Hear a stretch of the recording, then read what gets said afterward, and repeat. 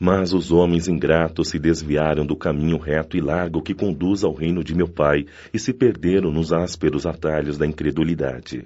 Meu Pai não quer aniquilar a raça humana, quer que, ajudando-vos uns aos outros, mortos e vivos, ou seja, mortos segundo a carne, pois a morte não existe, socorrei-vos, e que não mais a voz dos profetas e dos apóstolos, mas a voz daqueles que não estão mais na terra, se faça ouvir para vos gritar. Orai e acreditai, pois a morte é a ressurreição e a vida é a prova escolhida durante a qual vossas virtudes cultivadas devem crescer e se desenvolver como cedro. Homens fracos, que percebeis as sombras de vossas inteligências, não afasteis a tocha que a clemência divina coloca nas vossas mãos para iluminar vosso caminho e vos reconduzir, crianças perdidas, aos braços de vosso Pai. Sinto-me compadecido pelas vossas misérias, pelas vossas fraquezas imensas, para não estender uma mão segura aos infelizes desgarrados que, vendo o céu, caem no abismo do erro. Acreditai, amai, meditai sobre as coisas que vos são reveladas. Não mistureis o joio ao bom grão, as utopias, ou seja, as mentiras ilusórias, com as verdades. Espíritas, amai-vos, eis o primeiro ensinamento. Instruí-vos, eis o segundo. Todas as verdades se encontram no cristianismo. Os erros que nele se enraizaram são de origem humana.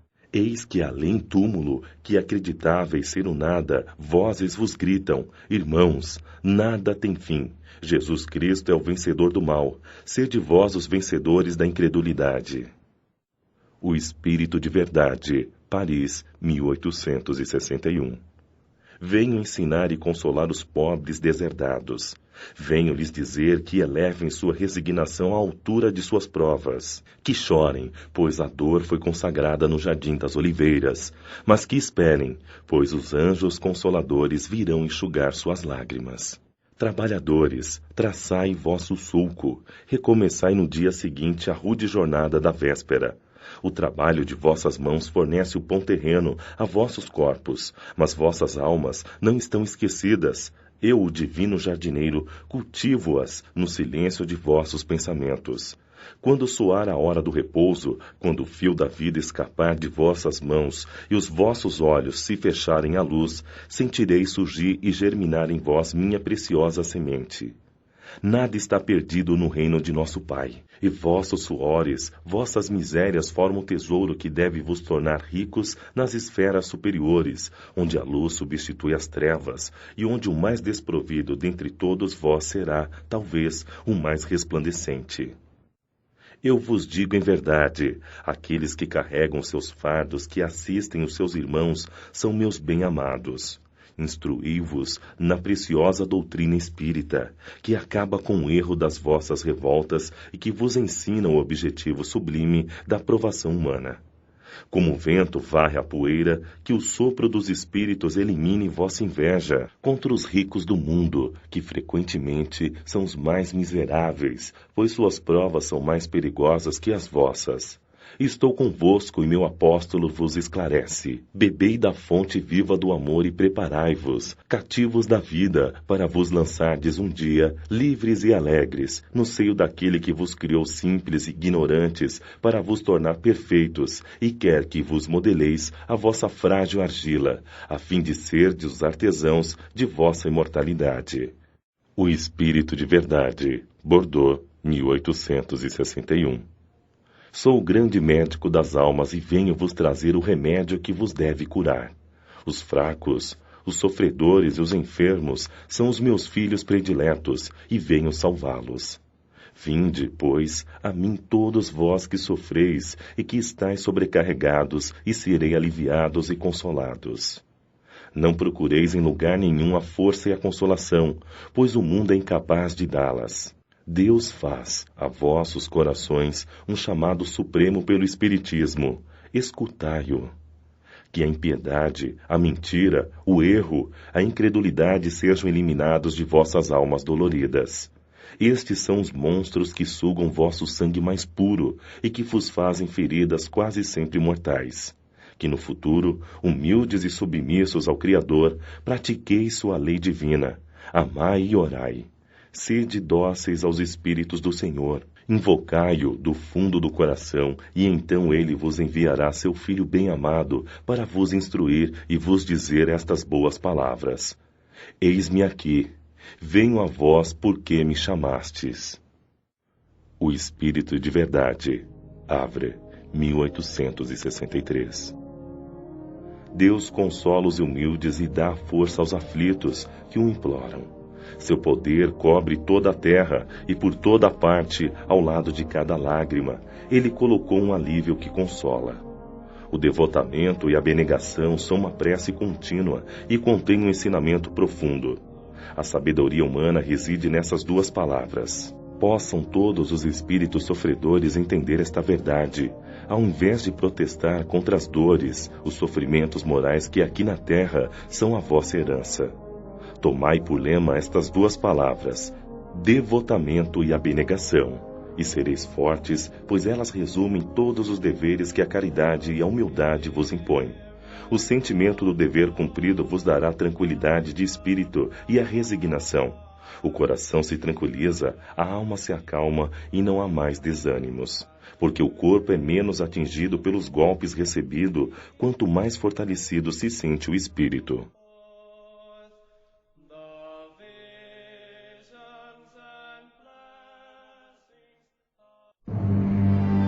Capítulo 7.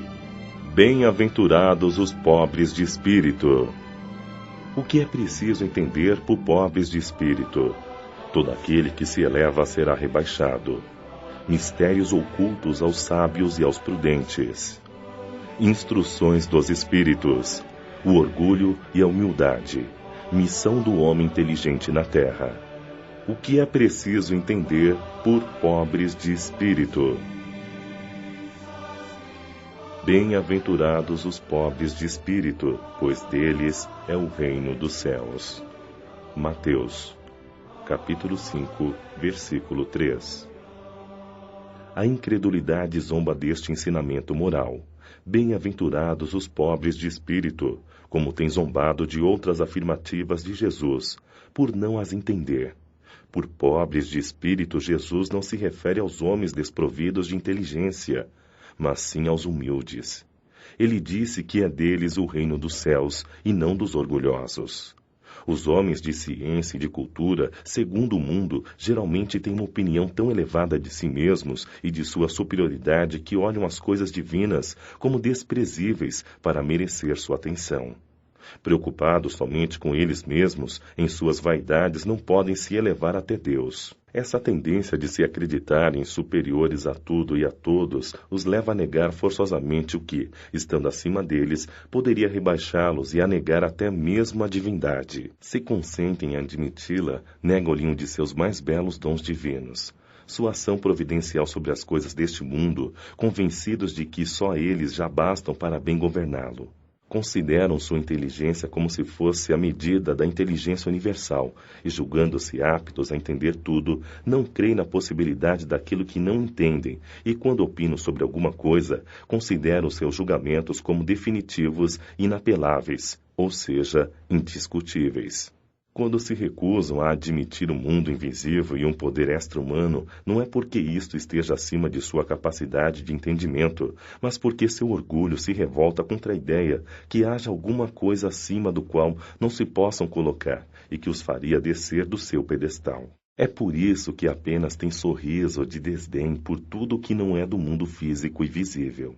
Eles se atribuem grande cultura e ciência para acreditarem nessas coisas, que pensam ser boas, segundo eles, para as pessoas simples, considerando aqueles que os levam a sério como pobres de espírito. Entretanto, digam o que disserem, forçosamente entrarão, como todos os outros, no mundo invisível que ridicularizam. É aí que seus olhos serão abertos e que reconhecerão seu erro. Porém Deus, que é justo, não pode receber da mesma maneira aquele que desconheceu a sua majestade e aquele que se submeteu humildemente às suas leis, nem dar a ambos um tratamento igual.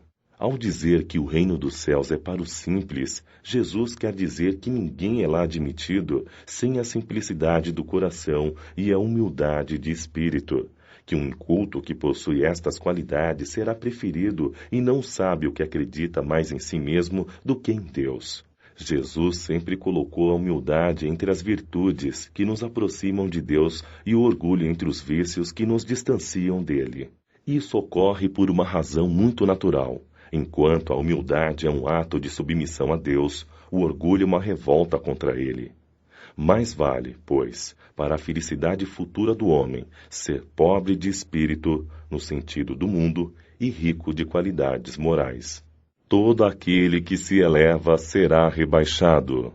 Naquela hora chegaram-se a Jesus seus discípulos, dizendo: Quem é maior no reino dos céus? E Jesus, chamando o menino, o pôs no meio deles e disse: Na verdade vos digo que, se não vos fizerdes como meninos, não entrareis no reino dos céus. Todo aquele, pois, que se humilhar e se fizer pequeno como este menino, será o maior no reino dos céus. E o que receber em meu nome um menino como este, a mim é que recebe. Mateus, capítulo 18, versículo 1 a 5. Então se chegou a ele a mãe dos filhos de Zebedeu, com seus filhos, adorando-o e pedindo-lhe alguma coisa. Ele lhe disse: Que queres tu? Respondeu ela: Dize que estes meus 2 filhos se assentarão no teu reino, um à tua direita e o outro à tua esquerda. E respondendo, Jesus disse: Não sabeis o que pedis. Podei-vos beber o cálice que hei de beber? Disseram-lhe eles: Podemos. Jesus disse: É verdade que haveis de beber o meu cálice, mas, pelo que toca a terdes assento à minha direita ou à minha esquerda, não pertence a mim conceder-vos, mas isso é para aqueles a quem meu Pai o tem preparado. E quando os 10 ouviram isto, indignaram-se contra os 2 irmãos. Mas Jesus os chamou a si e lhes disse: Sabeis que os príncipes das nações dominam seus vassalos e que os maiores exercem sobre eles o seu poder. Não será assim entre vós. Aquele que quiser ser o maior, esse seja o vosso servidor. E o que entre vós quiser ser o primeiro, seja o vosso escravo. Assim como o Filho do Homem, que não veio para ser servido, mas para servir e para dar a sua vida em redenção de muitos. Mateus, capítulo 20, versículo 20 a 28. E aconteceu que, entrando Jesus, num sábado, em casa de um dos principais fariseus, a tomar a sua refeição, ainda eles o estavam ali observando.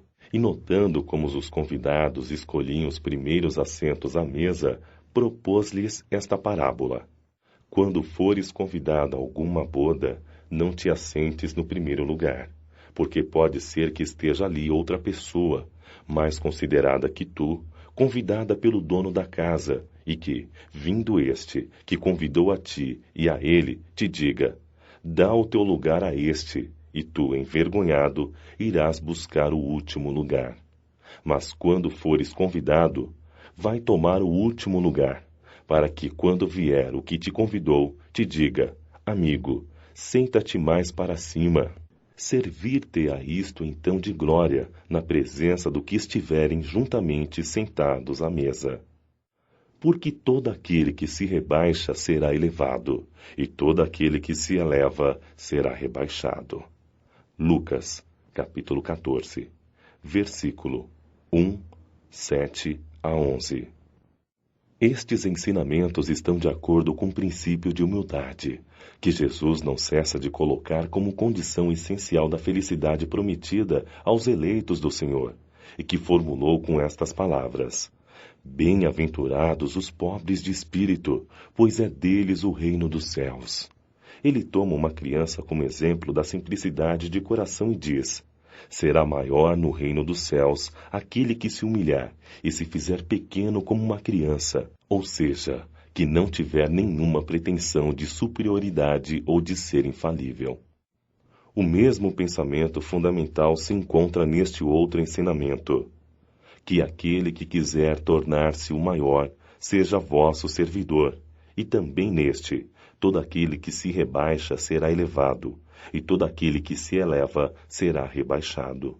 O Espiritismo vem confirmar os ensinamentos, exemplificando-os e mostrando-nos que os grandes no mundo dos espíritos são os que foram pequenos na terra, e frequentemente são bem pequenos lá aqueles que forem os maiores e os mais poderosos na terra. É que os primeiros levaram, ao morrer, aquilo que faz unicamente a verdadeira grandeza no céu e não se perde: as virtudes. Enquanto os outros tiveram que deixar o que faziam sua grandeza na terra e que não se leva: a riqueza, os títulos, a glória, a nobreza. Não tendo nenhuma outra coisa, chegam a outro mundo sem nada, como náufragos infelizes, que perderam tudo, até mesmo suas roupas. Conservaram apenas o orgulho que torna a sua nova posição ainda mais humilhante, pois veem acima deles, resplandecentes de glória, aqueles que humilharam na terra.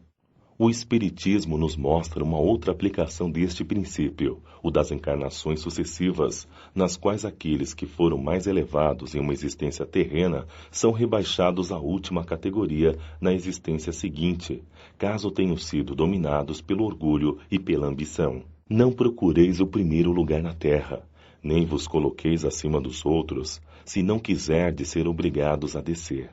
Procurai, ao contrário, o mais humilde e o mais modesto, pois Deus saberá vos dar um lugar mais elevado no céu, se o merecerdes.